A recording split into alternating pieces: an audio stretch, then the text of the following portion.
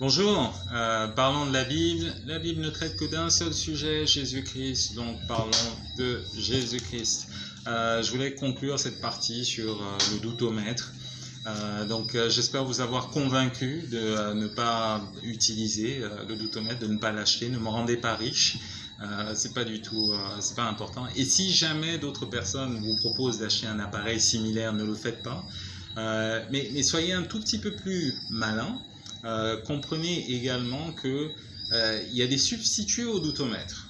C'est vraiment très très important que vous le compreniez. Donc à partir du moment où quelqu'un est en train de vous dire il va falloir que vous soyez en train de prier plus, c'est un substitut au doutomètre également.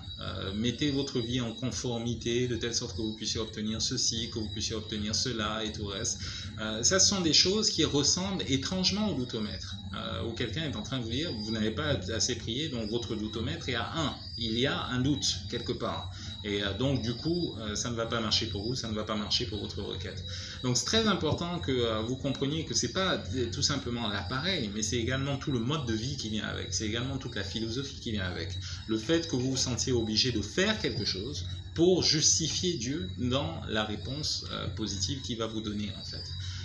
Donc comprenez bien que vous ne pouvez jamais mériter tout ce qu'il est en train de vous demander, tout ce que vous demandez, tout simplement parce que en fait vous êtes pécheur. Mais la seule raison qui pourrait faire que vous l'obteniez, c'est tout simplement Jésus-Christ. À partir du moment où vous êtes en train de mettre en avant Jésus-Christ, à partir du moment où vous êtes en train de demander quelque chose parce que vous pensez que vous le méritez à cause de Jésus-Christ, ou plutôt grâce à Jésus-Christ, à ce moment-là, tout va bien. Si vous avez des doutes par rapport à votre vie, par rapport à tout ce qui est en train de se passer chez vous, vous êtes en très très bonne compagnie, figurez-vous. Je voulais vous lire Romains 7. On va faire une très très longue lecture, quelques versets. Mais c'est très important de relire les choses dans le contexte. Alors, ce qu'il faut arriver à comprendre, c'est qu'à l'époque, donc on essayait de faire l'économie du papier ou de n'importe quel rouleau qui arrivait et tout le reste. Donc ce qu'on faisait, c'est qu'on écrivait tous les uns à la suite des autres, toutes les choses les unes à la suite des autres en fait. On n'était pas dans une situation comme maintenant où le papier était abondant et tout le reste. Il y avait vraiment un processus particulièrement compliqué pour obtenir de quoi écrire. Et donc à chaque fois qu'on avait quelque chose sur lequel on pouvait écrire, on essayait de serrer les caractères autant qu'on pouvait, de telle sorte qu'on puisse écrire le maximum de choses possibles. Et donc lorsqu'on regarde les épîtres, historiquement ça a été écrit, mais il n'y avait pas de point, il n'y avait pas de virgule. Bonne chance pour arriver à bien comprendre comment ça fonctionnait. Pas de point, pas de virgule, pas de verset, pas de chapitre. En fait, toutes ces choses-là, ce sont des choses qui sont venues, je crois, aux alentours du 7e ou du 13e siècle. Donc, c'est venu bien après que ces choses-là aient été écrites. Donc, on est en train de parler du 1er siècle où l'apôtre Paul est en train d'écrire toutes ces choses. Alors, Romains, le chapitre 7, le verset 7. Que dirons-nous donc? La loi est-elle péché? Loin de là. Mais je n'ai connu le péché que par la loi, car je n'aurais pas connu la convoitise si la loi m'eût dit tu ne convoiteras point. Et le péché saisissant l'occasion produisit en moi par le commandement toutes sortes de convoitises, car sans loi le péché est mort. Donc en fait le meilleur moyen de faire en sorte que les gens soient en train de pécher plus, c'est de leur prêcher la loi. D'accord? Non pas que la loi soit mauvaise, mais tout simplement qu'à partir du moment où vous êtes en train de dire ne convoitez pas, les gens sont en train de se dire ok, y a-t-il quelque chose à convoiter? Et après les gens commencent à convoiter la chose. Si jamais je suis en train de vous dire ne passez pas par cette porte, vous allez tous vous poser la question, mais qu'est-ce qu'il y a derrière cette porte? Il doit forcément y avoir quelque chose d'intéressant. C'est pour cette raison qu'il est en train de nous interdire. Et c'est ce que Paul est en train d'écrire ici. Pour moi, étant autrefois sans loi, je vivais, mais quand le commandement vint, le péché reprit vie et moi je mourus. Aussi, le commandement qui conduit à la vie se trouva pour moi conduire à la mort, car le péché saisissant l'occasion me séduisit par le commandement et par lui me fit mourir. La loi donc est sainte et le commandement est saint, juste et bon.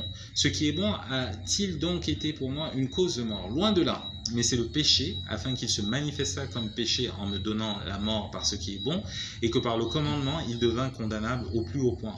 Nous savons en effet que la loi est spirituelle, mais moi, je suis charnel, vendu au péché, car je ne sais pas ce que je ne fais point ce que je veux, et je fais ce que je hais. Or, si je fais ce que je ne veux pas, je reconnais par là que la loi est bonne. Et maintenant, ce n'est plus moi qui le fais, mais c'est le péché qui habite en moi. Ce qui est bon, je le sais, n'habite pas en moi, c'est-à-dire dans ma chair. J'ai la volonté, mais non le pouvoir de faire le bien. Car je ne fais pas le bien que je veux, et je fais le mal que je ne veux pas. Et si je fais ce que je ne veux pas, ce n'est plus moi qui le fais, c'est le péché qui habite en moi. Je trouve donc en moi cette loi, quand je veux faire le bien, le mal est attaché à moi, car je prends plaisir à la loi de Dieu sur l'homme intérieur, mais je vois dans mes membres une autre loi qui lutte contre la loi de mon entendement et qui me rend captif de la loi du péché qui est dans mes membres. Misérable que je suis, qui me délivrera du corps de cette mort? Qui me délivrera du corps de cette mort? C'était là où je devais m'arrêter. Ok, on est en train de parler de l'apôtre Paul. On est en train de parler de l'apôtre Paul qui a été pharisien. Donc les pharisiens, c'était des gens qui jeûnaient 2 fois par semaine. Je tiens quand même à vous le signaler. C'était pas les petits joueurs quand même, ces gars. C'était vraiment pas des petits joueurs. J'ai écouté le pasteur Joshua Macaulay. Si vous avez l'occasion d'écouter, écoutez-le. C'est en anglais. Apprenez l'anglais juste pour avoir l'occasion d'écouter le pasteur Joshua Macaulay. Il est vraiment exceptionnel. Et en fait, il était en train de parler dimanche dernier ou le dimanche d'avant. Il était en train de dire qu'en fait, lorsque Paul avait une discussion sur la doctrine, il y avait pas mal de gens qui venaient et qui leur disaient « Ouais, voilà comment les choses devraient fonctionner, voilà ce que Jésus-Christ a dit, voilà l'histoire, patati patata, voilà ce que la loi dit, voilà ce que la loi nous demande de faire. » Ce que Paul faisait, je ne sais pas si c'est vrai, mais connaissant le personnage, je ne serais pas surpris. C'est toujours sujet à la discussion, bien sûr. Mais ce qu'il faisait, c'était qu'en fait, il mettait devant les gens, il se tournait, il enlevait l'habit qu'il portait et il montrait son dos. Parce qu'il avait été fouetté, son dos avait été lacéré, il y a vraiment énormément de choses qui sont passées sur son dos. Il a été fouetté, notamment dans Acte 16, vous connaissez le passage. Et donc parfois il a même été lapidé. Alors, lorsqu'il tourne son dos, on peut voir déjà les marques de lapidation. Il y a une fois où il a été lapidé, il est mort. On soupçonne qu'il est mort parce qu'en fait, il y a une partie dans 2 Corinthiens où justement, il est 1 Corinthiens 15 également, où il est en train de parler de ce qui se passe après la mort. Alors on est en train de se dire, est-ce que c'est une révélation ou est-ce que lui-même l'a vu? Et on soupçonne qu'en fait son esprit était à l'extérieur de son corps et qu'il est revenu. Il était en train d'en parler dans 2 Corinthiens justement où il disait « Je suis revenu à cause de vous, mais moi j'aimerais partir parce que j'ai vu des choses absolument formidables. » Donc il a été lapidé et après avoir été lapidé, il s'en va dans l'autre village pour prêcher la parole de Dieu. Donc il a été lapidé parce qu'il prêchait la parole de Dieu et il s'en va dans un autre village une fois qu'il revient de sa lapidation. Et comment on savait que les gens lapidés étaient morts? C'est à partir du moment où on voyait tout ce qu'il y avait à l'intérieur du corps qui sortait à l'extérieur. Donc lorsqu'on voit du sang qui sort, à ce moment-là, on dit que la personne est morte. Donc c'était pas un oubli. Ne pensez pas que ce soit un oubli. Okay. Il a été lapidé et après on prend une grosse pierre et puis on lui met sur la tête et puis on s'assure que là effectivement il est mort. Donc c'est un peu la vie de Paul. Et c'est le même Paul qui est en train de dire « Car je ne fais pas le bien que je veux, je fais le mal que je ne veux pas. » Si une personne normale était en train de me dire ça, n'importe quel fidèle, j'aurais tendance à croire qu'en fait cette personne-là est tout simplement possédée. Okay. Mais là on est en train de parler de l'apôtre Paul. On aura quand même du mal à dire qu'il était possédé. Mais on a une personne qui, justement, ne passerait pas le test du doutomètre. Donc, ça ne dépend pas de ce que vous avez fait. Lorsque vous vous examinez vous-même, en toute honnêteté, vous vous rendrez compte qu'il n'y a absolument aucune raison pour que Dieu accorde quoi que ce soit que vous lui demandiez. Il n'y a absolument aucune raison pour que vous ayez la ferme assurance des choses que vous êtes en train d'espérer. Parce qu'il suffit juste de regarder la loi et vous comprenez exactement votre position. Mais continuons. Vous vous souvenez, pas de virgule, pas de point, c'est dans la suite. Les gens qui sont en train de lire cette partie continuent à lire l'autre partie. Essayez de lire les choses dans le contexte. Les chapitres n'existaient pas avant, donc lisez les choses dans le contexte.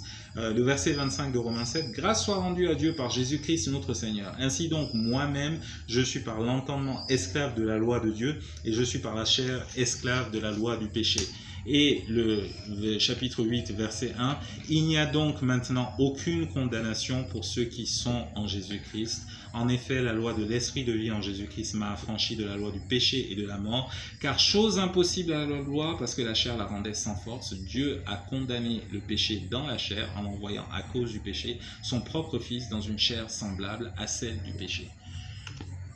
Voilà ce que j'ai à vous dire.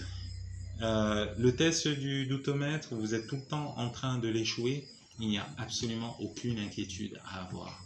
Grâce soit rendue à Dieu à cause de Jésus-Christ qui est mort pour nous. Il n'y a désormais plus aucune condamnation pour vous.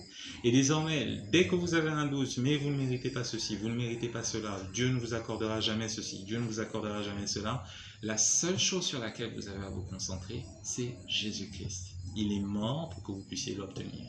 Si Jésus-Christ, le juste, est mort, ça veut tout simplement dire que vous qui êtes vivant, vous qui êtes injuste, vous devez continuer à vivre. Et vous devez continuer à vivre dans la faveur de Dieu, à cause du sacrifice de Jésus-Christ. Le péché a été puni dans le corps de Jésus-Christ. Et c'est pour cette raison aujourd'hui que même si vous avez des défaillances et que même si vous n'avez pas l'assurance de toutes les choses que vous espérez, de toutes les choses pour lesquelles vous priez, vous n'avez absolument aucune inquiétude à avoir parce que Jésus-Christ a fait ce qui était nécessaire pour que vous puissiez obtenir ce dont vous avez besoin. Donc le doutomètre, on le jette à la poubelle, on l'oublie, c'est pas une chose utile, ne me rendez pas riche, vraiment c'est pas nécessaire. J'en aurais besoin peut-être, mais c'est pas nécessaire, ok, on trouvera d'autres moyens pour être riche. Concentrez-vous sur Jésus-Christ, Jésus-Christ au début, Jésus-Christ au milieu, Jésus-Christ à la fin. C'est la seule personne qui vous assure que ce que vous demandez, vous l'obtiendrez. Voilà, mais j'espère que ça aura été édifiant. Portez-vous bien et que Dieu vous bénisse. Ciao.